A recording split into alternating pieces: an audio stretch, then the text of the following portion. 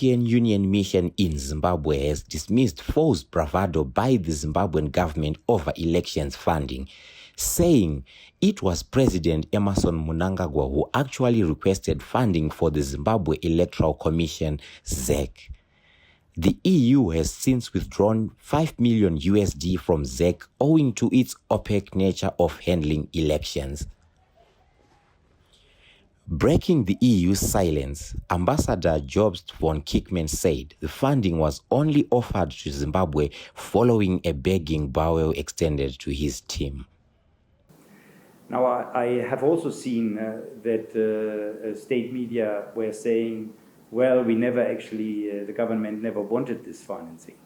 What I would like to do is to draw your attention to a joint press release, which was done in November 22, together with the Ministry of Finance, where actually you will see that a financing agreement, an agreement was signed between the government and the European Union, where the government wanted and agreed to this support. This is public. You can find it public. I can give you a copy.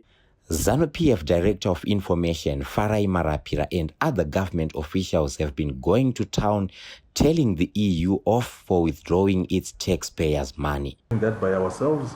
So whether the EU chooses to fund or not to fund, it's neither here nor there with us. With ZANU-PF, this is a non-event. The EU has also come under heavy attack from state media, which claims to have investigated a coup by the West on SADC. In a series of articles, the EU has been accused of authoring the document which undermined the elections in Zimbabwe. Kickman dismissed these allegations as nothing but mere propaganda.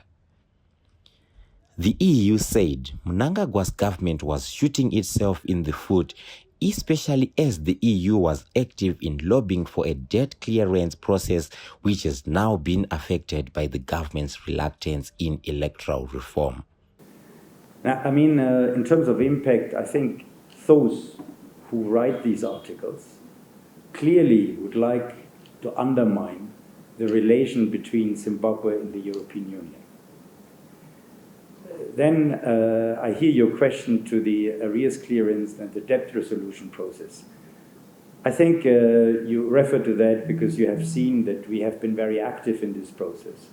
And at many occasions, we have commended the initiative taken by the president together with the former President Chissano of Mozambique and also the president of the African Development Bank to actually aim at an arrears clearance. What does it mean in reality? It means that a way would be found so that Zimbabwe gets rid of the arrears they are having and paving the way for Zimbabwe to obtain sovereign lending. On his appointment, Kickman has been clear that his approach would be to respectfully engage the host government and pursue negotiations without seeking to impose EU values. Reporting for HSTV News, Gaddafi Wells, Harare.